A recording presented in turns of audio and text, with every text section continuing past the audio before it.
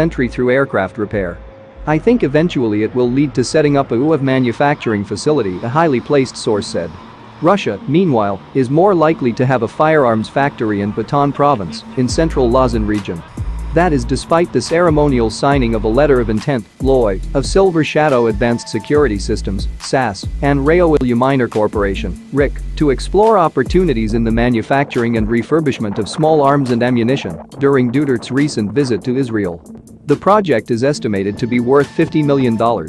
Russia, according to Andolong, has been sending representatives to the country to discuss their offer for a joint production facility to produce Russian assault rifles, or AK-47s. The Russians verbally communicated that they would like to go into a partnership with the Georgia to manufacture AK-47 rifles in the Philippines. But at this time it's still a verbal proposal. The Department of Budget and Management (DBM) has required them to submit a feasibility study.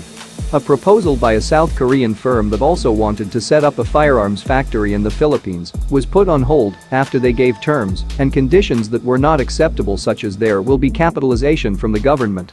So everything is still fluid, but Russia is in the running because they are offering many nice goodies, the DND spokesperson said. Like the submarines, for example, they said if the Philippines can't afford to purchase, then they can give a soft loan to finance it. And they also mentioned about packages they can use to start up the business. Andolong said that the reason that these countries chose the Philippines to set up their facilities was mainly because they want to create a hub here in the southeast, since they don't have a presence here yet. It may also be because of our location. Aside from that, we are, I think, the first Southeast Asian country who offered this, he said.